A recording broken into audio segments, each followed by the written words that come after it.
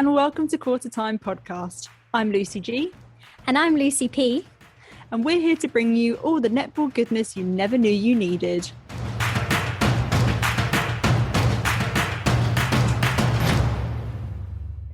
Hi everyone, thanks so much for tuning in to episode 9 of the podcast. What an incredible round of matches we had this week. There were some extremely close games and several huge top of the table clashes. It was such a good one. Coming up on today's show, we'll be bringing you our 3-word summaries of each of the matches, as well as revealing our games of the round and our players of the round, and highlighting some of the key talking points from this week. We'll also be chatting with our very special guest, Layla Guscoth, a little bit later on in the episode. Each week of the podcast, we bring you an interview on an exciting topic from the world of netball. But this week, we're doing something a little bit different. Today, we're taking an in-depth look into Layla's life as an international netball star and getting to know more about the journey that has led her to where she is today. Amazing. How exciting. Before we kick off with our summaries, we've been asked to do a cheeky little shout out by Natalie Pepperell to Ottery St Mary, who started their back to netball sessions this week. Hope you had a cracking time, guys. It's amazing to see community netball back. So whoop whoop. Right, Luce, take it away with the first game around 9. The first game we had Thunder versus Lightning. And for this one, big thank you to Sarah Dodd on Twitter who said, "There's the champions." It was a fantastic display from Thunder, particularly in the second and final quarter, and saw them dominate Lightning with a statement performance. We saw some big quarter swings in this game, including a huge 17-9 final quarter, similar to the Rhinos Thunder game, and the Thunder shooters were extremely accurate, firing at 93%. Next up, we had Stars versus Dragons, and I've gone for get it done. Despite a surge from Dragons in the third quarter, which they won by 2, Stars were able to finish the job and put this game to bed. Stars are finding their stride a bit more in this game, particularly defensively, picking up 18 turnovers to Dragons 9, and D. Bolokoro was 8 of these. Dragons had a massive 53 penalties in this game, and unfortunately, Rebecca Robinson was missing for patches of the game, only shooting at 50%. Next up, we had Pulse versus Wasps. And for this one, I said, combos are key. It was all about the units in this game, and Wasps showed their composure and experience to take a pretty convincing win. The combination between Huckle and Williams is lethal. They had 10 turnovers between them and are both sitting in the top 5 for turnovers across the league. With Katie Harris shooting 100% at halftime, there wasn't much that Pulse could do to stop them. The London side was still plagued by their attacking woes, but the combination between Radaman and Tashin proved promising as they won the second half of the game by 1 goal. Following that game, we had Mavericks versus Bath. And thank you very much, Florrie Jones on Insta, going, Bath shooter shutdown. This was a cracker of a game. The duo of Corbin in goal shooter and Venter in goal attack was just unstoppable. And despite an early injury to Razia Kwashi, Mavericks really pulled it out the bag and delivered our first big season shocker. First up on Monday, it was Stars versus Pulse. And for this one, I said, let's get physical. Physical. This was a must-win game for both sides, with London Pulse coming out on top, despite racking up 19 unforced errors. The biggest stat to come out of this game, though, was the penalties, with Pulse clocking up 58 penalties in this game, and 20 of these belonging to player of the match, Hallie Adio. This sparked an interesting post-match interview from Melissa Bessel, which we'll touch on a bit later on in this episode. Last game of the round was Mavericks versus Thunder, and I've gone for Thunder clap back. Manchester Thunder totally dominated in this game. Credit to massive defensive pressure and some seriously sharp shooting. Mavericks unfortunately weren't able to replicate their success from the day before and the combinations that had gelled so well for them previously, and will be quite disappointed after such a heavy defeat. Moving on to our games of the round. So, Lucy G, I wonder which one you've gone for this week. I'm so glad that I shotgunned this one. Sorry, Luce. Absolutely fuming. It will be no surprise to anyone that I've gone for the Mavericks Bath game. Jeez Louise, this was a corker. This was hands down, without question, the best performance that we have seen from Mavericks to date. This was the Mavericks team that I think we all expected pre-season when looking at the calibre of the players that they have in their roster. And in this game, they met every expectation that I had ever had of them. They're incredible. Every single person on court was a real standout. And when you've got all 7 players firing on all cylinders, you're just going to be unstoppable. I do think that Kadeen Corbin, Sasha Corbin and Jodie Gibson in particular were just exceptional. I don't think it was a case of Bath playing poorly that got Mavs the win. I think that Bath might not have been at their absolute best. I think that was clear, but it was actually the excellence of Mavs on that day that beat them. And I did think that when Raz went down, this would potentially throw Mavs off their game, but they just showed real composure and resilience, and they managed to keep the same intensity even in her absence. I really loved Kadeen Corbin in goal shooter. And I said this in a previous episode that this is my preferred position for her. And this game demonstrated precisely why I really like her in that shooter position rather than goal attack. Touching on Bath a little bit, this is the only time that Bath have failed to reach double digits in their quarter scores for 2 quarters of the game, hitting just 8 goals in quarter 2 and quarter 4. And interestingly, it's the first time that Bath have been behind at half time. So it would be great to see in future games their ability to come back from behind at the half. This was definitely their biggest test to date. And, you know, they fared extremely well, all things considered, only losing the game by 1 goal. So overall, I think it was just epic. Yeah, absolutely. Couldn't believe this game when we were watching it. I mean, our notes for this game are just crazy. We just said things like, what a Showtime game. This game is so intense. Wow, this Mavs team came to play. Just carries on like that. And then at one point I've written Guscoth with about 14 H's at the end. I could not cope during this game. And I thought, like you, when Kwashi went down, that, you know, that would have a real impact. But I actually found that it really galvanized the Mavericks team, and they were able to put out performance with 2 unforced errors. I mean, after all we've been saying about them so far this season, you know, to put a game out against a team like Bath with 2 unforced errors is phenomenal. Yeah, just immense. Cracking game. So which game have you gone for, Luce? So I've gone for Mavericks versus Thunder because I think this is a really interesting one, especially following on from what we've just been talking about. Jess Thirlby summed this up quite well afterwards. I think she just said, what a difference a day makes. Mavericks were totally outclassed by Thunder, and it was a pretty big 22-goal defeat in the end. And this is considering the fact that the day before they'd beaten Bath, who beat Thunder previously a couple of weeks ago. So, you know, both sides were coming off a win, and it was more obvious, I think, in this game that Kwashi was absent. They weren't able to create the turnovers that you need against such a tenacious Thunder side, and only had 2 intercepts to Thunder's 7. In contrast, Thunder just looked pretty brilliant, to be honest with you. I don't even know what else to say. They were just great. I mean, their mid-court was just settled down. I am loving O'Hanlon in wing attack. I actually wrote down in my notes, O'Hanlon spicy during this game. Her ball control is insane. She is often handling that ball with 1 hand better than most people can with 2. And I just could not believe the calmness and composure from the shooters as well. But I wanted to highlight something from this game. So turnovers converted in the first half, right? Thunder had 8 from 12, which is pretty good. You know, 8 from 12. Mavericks, 4 from 8. So not only were they not getting those turnovers, they were also throwing the ball away like we saw from them in the early rounds. 12 unforced errors in this game.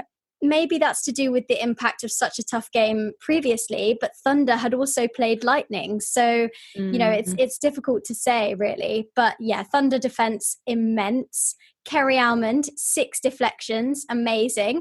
Elia McCormick, hi. Just bursting onto the scene. To the league. Literally, couldn't believe it. Yeah, she was fantastic and airy when she came on, just outstanding. And it was really clear early on that Venter-Corbin combination wasn't working as well as it did the day before. And then they obviously brought on Britt Clark, who I thought did a solid job, but Mavericks were just on the back foot, and then Thunder had their tails up and you couldn't make a difference after that point. And they actually lost all 4 quarters by 6, by 4, by 1, and by 11.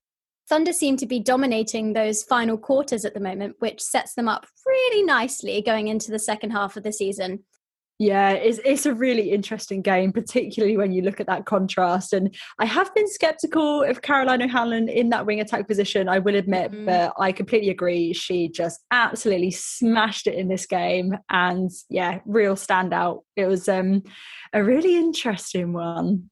Yeah, definitely setting us up nicely. Can't wait to see when these guys match up again in a few weeks.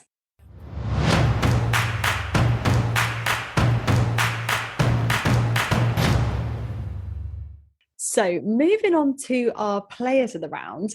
This week, I've gone for Amy Flanagan.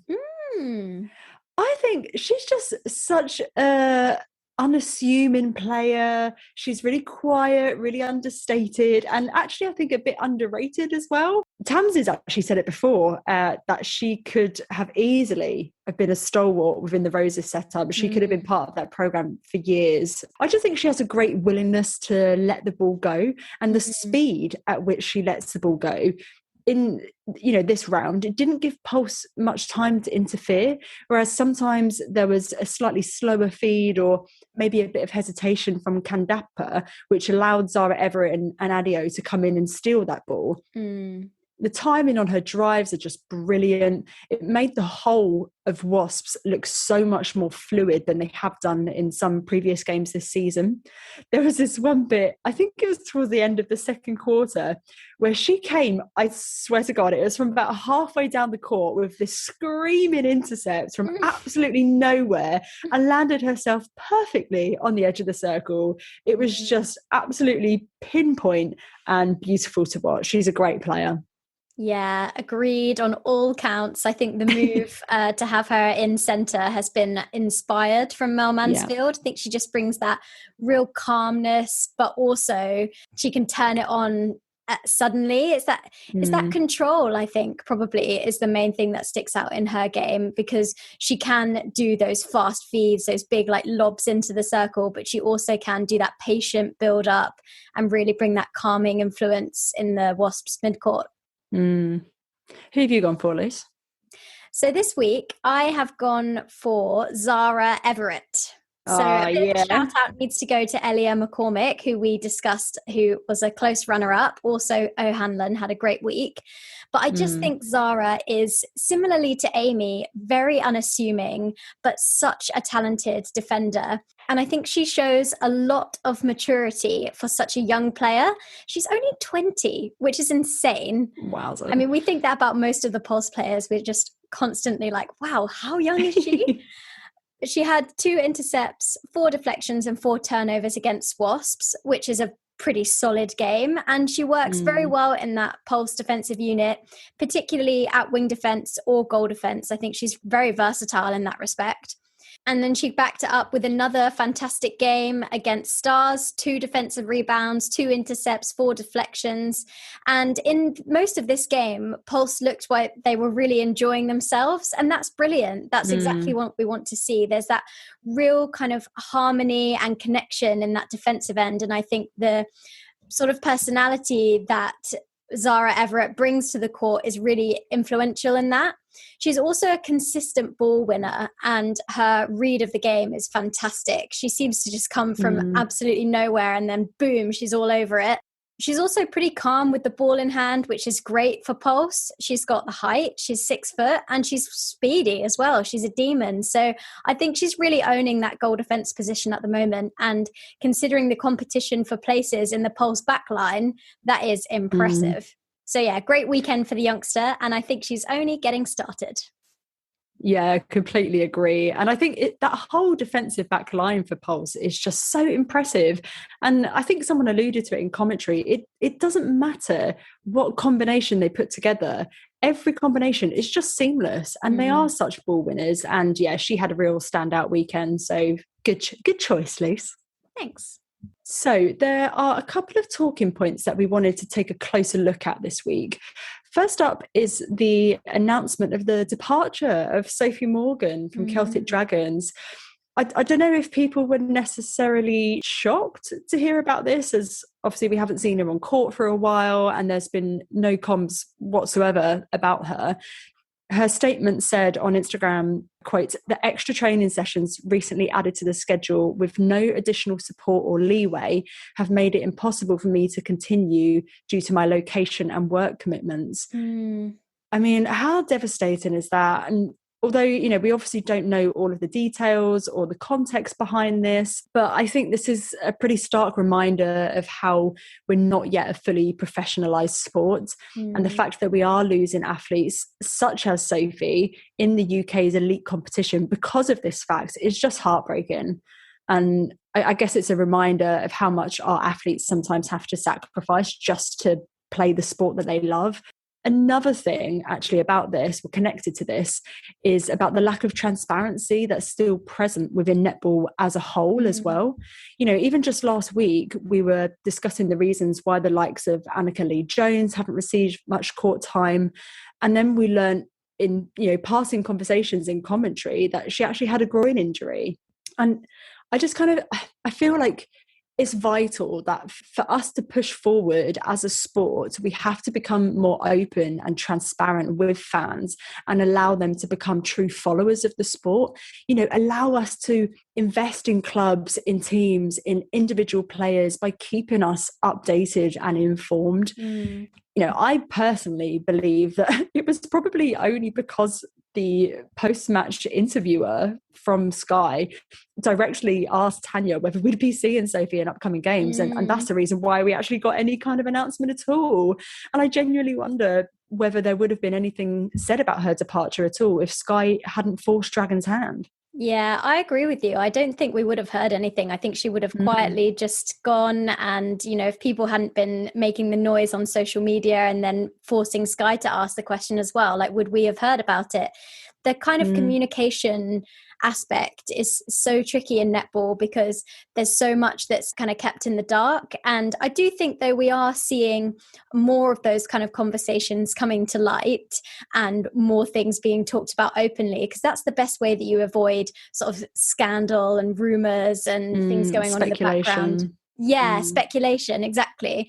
And I think that the questioning after the games has been really strong this year particularly. And maybe it's because we're seeing every game and we're able to have that experience of the post-match interviews. But another talking point that came out of this week was the conversation around physicality, which came after the Stars Pulse game. And Melissa Bessel was sort of saying that she was proud of her girls for playing against the physicality and almost making a bit of a suggestion that Pulse are being a bit too physical and that was what cost Stars the game. And it reminded me actually of the interview that Kat Ratnapala gave after the Mavericks Rhinos game, where she sort of said, there was a lot of body on body in this game and she was glad that she had 12 uninjured players.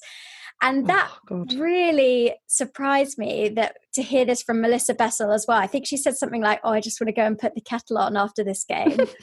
And I mean, this sparked a lot of conversation online and after the match as well on the commentary. And Jess Thirlby summarised it well by saying netball is non-contact but fully contested. And there was a discussion as well with Ebony about preparing players for that level of physicality on the international stage. And I mean, we've mentioned a lot that netball is evolving and changing and how important strength and conditioning is becoming as part of our game. And it's obvious sometimes that players are potentially getting out-muscled. And I think that's what was happening in the case of Rowe and Adio. I don't know if that's what Melissa Bessel was referring to, but I imagine it probably was, considering the number of penalties that Adio racked up. Yeah, I was a bit shocked by Melissa's interview, in all honesty. And, you know, dare I say, I think she was being a tad dramatic. You know, I don't think rewatching the game that there was anything, you know, overly physical with the Pulse players. You know, it was a very well contested, hard fought match. Like, don't get me wrong, it was a physical game, but not to the extent that Melissa was alluding to, I don't think. She was sort of insinuating that it was almost not very sporting in its nature. And I personally would disagree with that. And I think, like you say, there does need to be more of an emphasis on strength and conditioning. I think particularly for Georgia Rowe, you know, she's a fantastic netballer, but she does often get out-muscled. So I think it's more a case that they need to muscle up rather than telling Pulse that they need to muscle down. And, you know, I have to say, as much as I adore the Stars players, Nia Jones did have a cheeky little elbow in there as well that I saw. And, you know, I do think they gave as good as they got, but the Pulse defenders just got the better of them. Yeah, I think there was also a bit of frustration as well from Melissa. I mean, if you think about that context of that game in relation to Stars and their season, that was one that she was probably expecting to win, or at least to be, you know, really quite close. But I think there was just frustration from her. Yeah, it was an interesting one, but I do think, you know, the future of the VNSL will become a more physical nature. It has to be, like Jess said, to prepare our athletes for the international stage. Exactly. And that's what it's like in domestic competitions that we see in SSN and ANZ as well. So absolutely, it's the way that netball's going. Coming up, we'll be chatting to the wonderful Dr. Layla Guscoth about her journey in netball and how she has progressed from her early netball days to being one of the most prolific defenders in the world while maintaining her dual career as a doctor.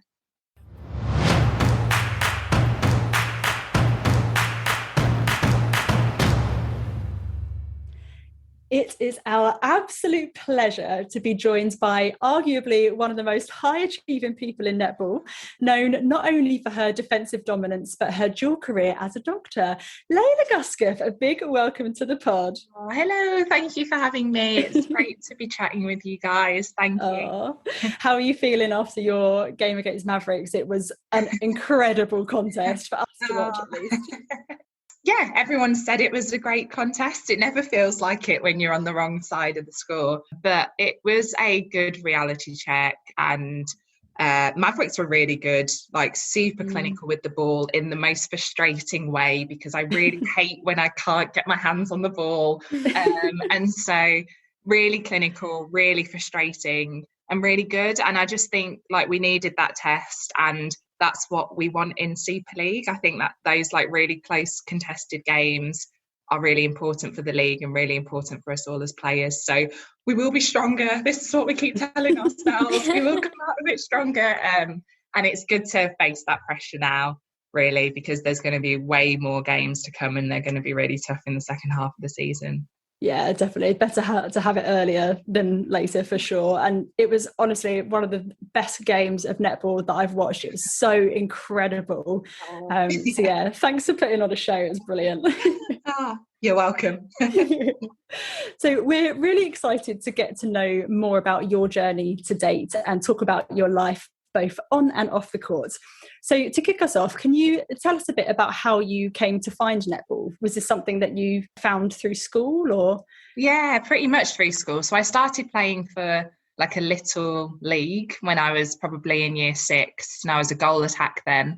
And I went to secondary school and had a really amazing PE teacher who saw very quickly that I was not a goal attack and shoved me to the other end of the court. But she was really cool, and she was someone that said to me that she thought I could go on to do more with netball, and she was the person who kind of introduced me to the idea of regional and county level and helped get me into a club in Birmingham, which was a great club at the time. Beth Cobden played for that club as well. And yeah, it was from there really that I really found enjoyment with netball and kind of started to push through the ranks of it. And what age were you when you first started? So that was when I'd just gone to secondary school. So probably about 11 or 12, I joined my first club and started playing kind of properly. Yeah, amazing. And then you discovered an interest in medicine during a hospital work experience placement in sixth form. Is that right? Yeah. So I really thought I wanted to be a lawyer. And that was just, I don't even know why I wanted to be a lawyer. I think it was just, I saw it on TV and they looked like they earned lots of money and it looked quite fun. And then I did work experience in Birmingham, which is where I was from, at the women's hospital with this really great obstetrician. And he took me into theatre and I just watched him deliver loads of babies. And I just thought it was the most amazing job. And it was after that I thought, oh, that would be really great to do and really rewarding. And just really exciting. So that sparked my interest. Wow. I didn't realise that that came from the placement rather than the placement being determined by your passion. Oh, no, cool. the placement was quite random. I just didn't really have anything else to do. And someone came up to me one day, a parent, and was like, do you want to come and do it with me? I said, yeah, sure. So I went along and really loved it and thought it was a great job and career. Yeah. And obviously with medicine there is, or anything in the NHS, it's so reliant upon teamwork. And I think Natalie Seaton back in 2014 remarked that it's your teamwork that stands you personally above the rest of the crowd. So have you found that the teamwork nature of netball has helped you in your doctoring career or vice versa? Yeah, massively. And I think you're so right about, especially in a hospital setting, you have to be able to work as a team, and you can't go out there alone in medicine and think that you're going to survive. Like, patients need a multidisciplinary team, but you also need the support. So I think netball's really helped me from a medicine point of view to think like that. And I do think as part of a team and do try to help people and people try to help me. And it's definitely the bit I love in netball as well. Like, I like that you get to play with your mates and you as a team get to hopefully dominate another team. It's lonely if you go out there and you play by yourself. It's far more fun to just feel like you're part of a unit.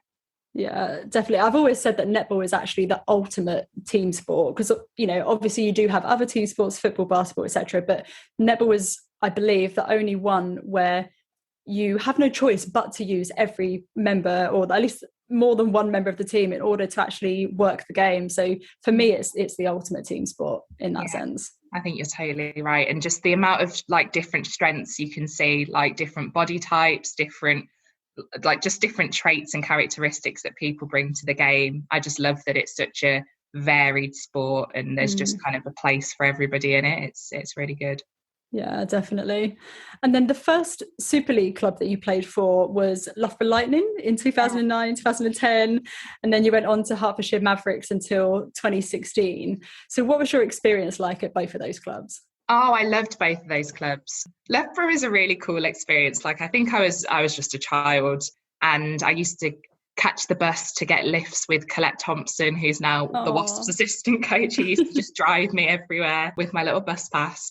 But it was good. I think like Loughborough gave me a real idea of what it would take to be in the Super League. And I vividly remember having a game, I think we played against Surrey Storm, and I think I'd played quite well and I'd got player of the match. And I was thinking, oh, you know, this isn't that hard in the big league. And then I think it was against Rach Dunn, and maybe a couple of weeks later we played them and she completely killed me. Don't think I touched the ball. I think I was out of play the whole game. And I just remember it just gave me a huge amount of perspective as to what it took to become as good as those guys. Yeah. And then Mavericks was just where kind of all the foundation was laid for me. And I just owe so much credit to all of the team at Mavericks, and especially like Karen Atkinson and Maggie Jackson, who I think took me in my like real infant days when I was in first year of medical school, flapping around everywhere, and just kind of sat me down and said, right, how are we going to make this work?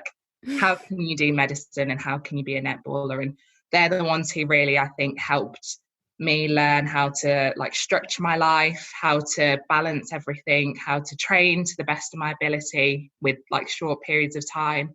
But it was such a family when I was there, and I felt really supported and really encouraged the whole way. And I had a great 6 years there, and just brilliant team to have played for. Yeah. How amazing all of the things that netball can teach you that isn't about netball.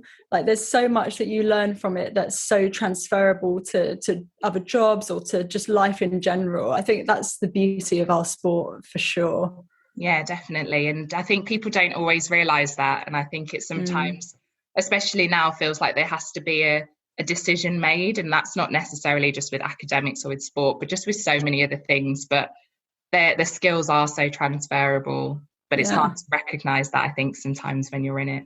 Yeah.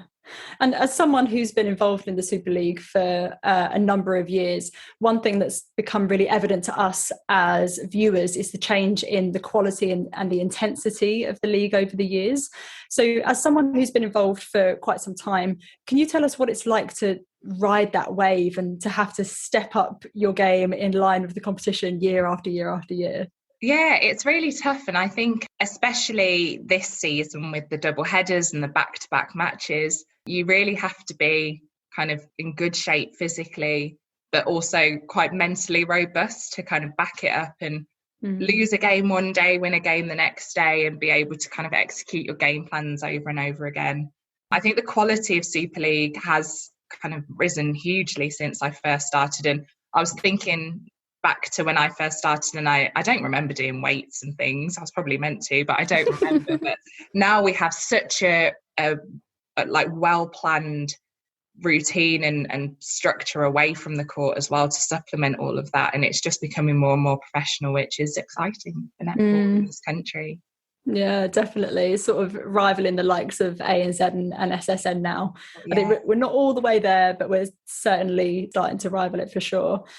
And you obviously had your England debut during your time at Mavericks in 2012. And then you took a bit of a break from international netball around 2015 to 2018, I believe. Yeah. Whilst I officially took a break in 2015, to be honest, I'd been in and out of selection and things in the years before that. And I probably had reached a stage, I'd say maybe in 2014, where I remember my university were saying that they wouldn't allow me the time off to go and play in a Commonwealth Games if I was selected for it, which, I mean, may or may not have happened anyway. But it had already started to reach a stage where I realised that it was probably going to be quite challenging to play really at the top level of English netball and kind of finish my degree. And then it just became a bit harder and a little bit harder. And then when the full-time programme was introduced, I thought it was like pretty much impossible then. I'd just graduated, hadn't worked as a doctor yet, and just thought it would be really hard to have done those 6 years of medicine and not gone into practicing. So at that stage, had a great chat with Tracy Nev, who was the coach at the time, and she was really supportive and great. And she kept saying to me that she'd ask me every year to come back. And she did, bless her. She every year was just like, have you thought about coming back to the programme? And she was really supportive and kept in contact with me over the years until 2018 when, I was at a stage in my career where I'd worked for a couple of years and thought that I could work a bit more on a part-time basis and invest a bit more into netball. And speaking about the balancing of netball and doctoring, what's key for you in managing two such intense workloads, not just physically, but mentally and emotionally? Like, how do you balance two such demanding jobs? I've thought about this a lot recently, actually, because I've started a new job a couple of months ago and I'm in intensive care at the moment and I'm working full time. And it's probably the first time in a couple of years that I've worked full time and played netball. I did that in 2017 and 18. But over the last couple of years with going to Suncorp or being injured, it's kind of been one or the other. And so it's certainly been a big transition coming back into full-time work and netball. And there's some really challenging weeks. I had a really difficult week last week where it's really hard to leave the hospital and forget about the things that you've seen or things that you've had to discuss with people and then go to netball training. But I think I've found talking to people is just a really good way of doing it. I try to just write things down to try and just kind of bin them and end them. So if something's been really difficult, to try and just write it down and just have it there and then try and get rid of it and see if I can move on. But the two of them do really help each other in a way. I left work on Friday feeling really miserable and then went to netball and felt really miserable because we lost. But at least you feel miserable about something else. And so they distract from each other is what I'm trying to say. So they do complement each other. The focus that you have to put into each individual one, you can't really be occupying the other thing in your mind at the time. So one thing comes in and one thing goes out, and that does help for me. Do you find that that transition, does it ever get a bit lonely to know that you're going into an environment with netball and all of those guys are kind of concerned with netball, and you're leaving your environment where you're with doctors and everyone in there kind of knows that story? Like, does that transition kind of ever make you feel sort of like, oh, I'm really stuck in the middle of this, I'm sort of on my own in it? No, it's okay actually. And I think I've got people around me and like good friends within netball that I think are really supportive and can tell if it's been a tough day. And it doesn't happen very often. Medicine, there's a lot of good days as well as a few more challenging days. But I do certainly have people that can like probably identify and help out a little bit if a little bit of distraction's needed, a little bit of a joke. Serena Guthrie is always a good one to just cheer you up with some randomness. So there's certainly people who are there to help me out if I need it. Yeah, hashtag netball family for sure. So if we fast forward a little bit to 2019, you're co-captain of Adelaide Thunderbirds. Playing out in SSN is the dream for almost every young netballer growing up, and watching the likes of you play on TV gives them something to aspire to. What was that moment like, stepping on court for the first time in what is arguably the world's best netball competition? Yeah, it was really good. And it was something that happened really quickly for me. So I'd never thought about playing in Suncorp. Like, I'd never thought I'd be good enough to play at all. Like, it was Jiva and Joe and Serena and all the really, really good people. And so I just would have never put myself kind of on that level at all. And so when I got an offer, I actually was really hesitant about whether to take it because I just didn't think I'd be good enough. And that's really stupid. And I'm really glad that I did take it because those opportunities don't come around very often. And when it was a really good experience. It was so different to anything that I'd experienced back home. Being a full-time netballer for the first time for me. I lived with Beth Cobden and Shamira Sterling, and me and Beth just used to go to the beach all the time when we weren't training. Just lived a really nice life for a bit. And yeah, stepping out for the first game was awesome. And I think the whole like production in Australia is really impressive, and the TV and the crowds and the newspapers and all the coverage, there's a real hype about it. So it was a real honour to be named as co-captain, and something I really didn't expect, but it was just a really cool experience to be part of that league. Yeah, I mean, to think that you thought that you weren't good enough for that league is baffling. Oh, thanks, Lucy. I really did. You're just extraordinary. So sticking with 2019, of course, it's the Netball World Cup and that dreaded Achilles injury. I have to say, like, I was utterly devastated to see you hobble off the court. And when you mouthed the words, "It's my Achilles," oh my God, that was just devastating. And the fact that it was made even worse because it was so early in the competition as well. When something as impactful as this happens and you have to work your way through rehab and recovery and whatnot, how do you avoid succumbing to those negative thoughts and pondering the shoulda, woulda, couldas? Yeah, it's really tough actually. And the 2 weeks post my injury were totally fine. And I remember just thinking, like, I feel fine about this. Like, it's rubbish, but like, I feel fine. But a lot of that was, I was still at the World Cup. Like, I went down to London to have my op, but then I came back up. And the team was so inclusive. I had this little mobility scooter that I like rode around Liverpool with. And so I was having a really good time. I was like a fan. I was watching the games. I was clapping everyone on. And so I think I'd disengaged as a player quite quickly and was just enjoying the World Cup, which was a really great experience anyway. And I hadn't been to anything like that before. And then the real difficulty is the period after. And I think it's definitely a couple of months in where you're still like not seeing any progress. You're still healing and you've not really started the actual rehab journey. And that's where the negative thoughts do settle in. And we're really lucky at England Netball, like we have access to sports psych and a lot of us that have been injured, which has been a few of us recently.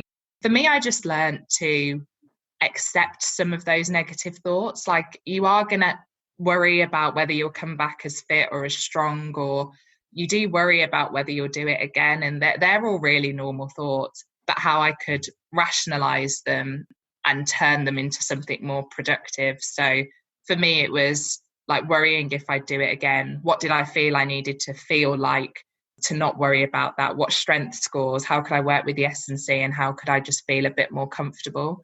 And so I think I learned to accept the negative thoughts, but try and flip them into how it could be constructive to help me with my rehab and get back. Yeah, I think that's really insightful and probably quite inspirational to, you know, all the players or the young girls out there who have gone through an injury and are trying to rehab themselves back through, having those kind of tools, you know, accepting those negative thoughts and then finding a way to move past it. That's probably quite helpful for a lot of listeners. So thank you for that little nugget of information.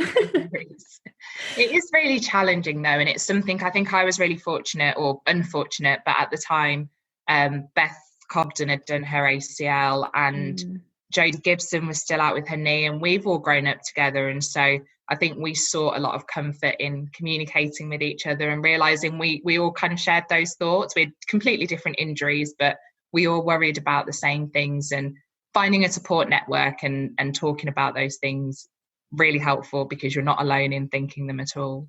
Yeah, definitely. So going back to your dual career, there's so much talk about your dual career, and rightly so, because it's so impressive. You, of course, came back to the UK to help in the fight against COVID when the delay to the 2020 SSN season was announced. And, you know, we think that this speaks volumes about you as a person and your character, working on the front line, then also continuing your training in your, you know, small amount of time off that you have. What would you say have been the biggest challenges during this time? Yeah, that was a challenge. I think that's an understatement. Yeah. In there. You're so modest. That was a challenge, you know. Yeah, it was a strange experience. I think, like you say, I'd been released by my club, so I was aware that I had to keep training, and I still wasn't back from my Achilles. And so it was a really tough challenge trying to balance what I needed to do from a training perspective, training on random car parks and stuff, as I'm sure lots of people did. But doing that and then obviously going to work, and it's quite consuming and draining and just very different to what we've all been used to before.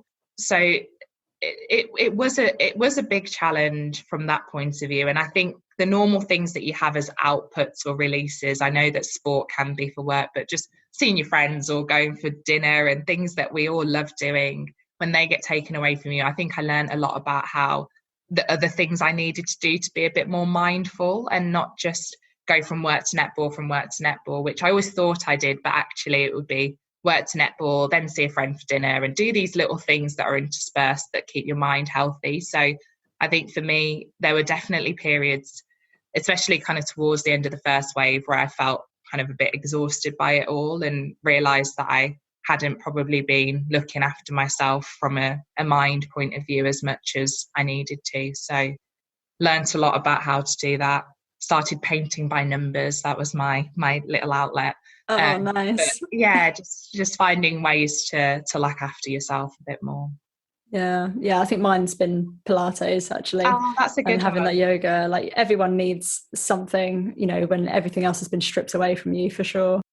In doing the research for this episode, I was absolutely blown away by testaments to your character and your natural leadership ability from other members of the netball community. And you've demonstrated this really strong leadership throughout your career, obviously captaining the England under-17, under-19s, Hertfordshire Mavericks in 2016, Thunderbirds 2019, and you've got a wealth of accolades to your name. What do you think it is about you that makes you so well suited to leadership? That is a really hard question. I don't know. You've got to stop being so modest now. No. So I think I work hard. So I think I always want to be the best like I can be. And I think I've been told that people think that can be inspirational or like good leadership qualities. But I think I think it comes back to the teamwork thing that you said at the start a little bit. Like, I do really like being part of a team, and I do like making sure everyone's okay and like being a source of comfort for people. And so I think that's something that people like in teams that I've led before.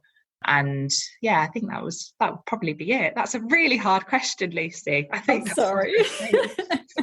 It's interesting you say being a source of comfort, because that's also a big part of your role as a doctor. So that's another parallel that's kind of bringing across there. Yeah. And I think like empathy is a big part of being a doctor, I guess. You do certainly feel for the situations that you're in. And that probably is something that transfers into netball, and just want to make sure your teammates are all right, really, and everyone's doing okay. Yeah. Oh, you're so lovely. So, final question to wrap it up, and it's another biggie, I'm afraid, so sorry about that. Okay. What does the future look like for Layla Guscoth, both in and out of netball? Okay, so this season I would love Team Bath to win the Super League. So I last and the only time I won the league was in 2011, so 10 years on, would love to do it again with this team. Iconic, love it. For me personally, I really want to make the Commonwealth Games team. I feel like in the kind of 18 months after my injury, I felt really, I didn't feel like myself, and I felt like I just wasn't where I wanted to be. And I think in the last kind of few weeks of the Super League starting, I've started to feel better, and I've started to feel a bit more like how I think I can play. And I just want to keep building, and I just want to be a really legitimate option for Jess Thirlby when she's picking that squad whenever it is next year, and I'd love to be there. And then from a work point of view, I really want to be an anaesthetist and work in intensive care, and so that's the job that I'm in at the moment. So just getting more experience with that, really, and just keep kind of building and trying to learn new things every day. Every day is learning day in the hospital, that's for sure. So just keep learning and keep growing in that space. Yeah, and in life, I would argue every day is a school day in some way, shape or form. Layla, it's been such a pleasure to chat to you, and just brilliant to hear your insight and get to know more about you as a person, as a player and as a doctor. So thank you so much for being so generous in your answers. It's been lovely to talk to you. No problem. Thank you so much for having me, and thank you for this podcast. It's so great to have an English netball podcast. I know we've had a couple, but you guys are doing an awesome job as well, so thank you for that. I promise we haven't paid her to say that, guys. So, thank you so much, Layla. No problem.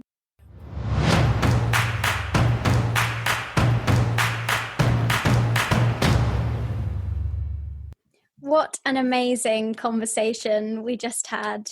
Layla is such an inspiration, isn't she? Man, I'm just blown away. She was just incredible to talk to, and so generous in her experiences and her challenges. And yeah, she was just brilliant to chat to. What a guest.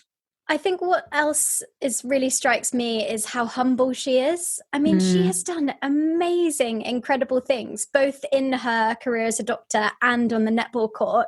And she's just like, I just want to do my best every day. It's like, oh my God, you're so precious. It was challenging. It was challenging, of course. Like, what? Yeah. And she'd absolutely be my pick for Commonwealth Games. Jess Thirlby, if you're listening to the podcast.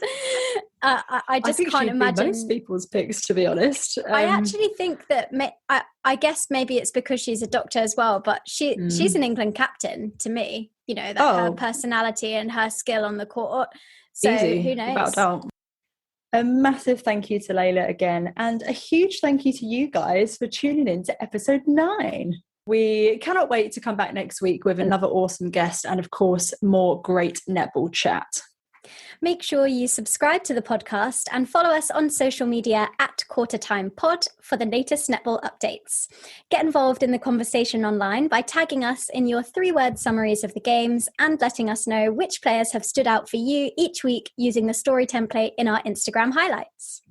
Enjoy the upcoming double header and see you next week. Bye.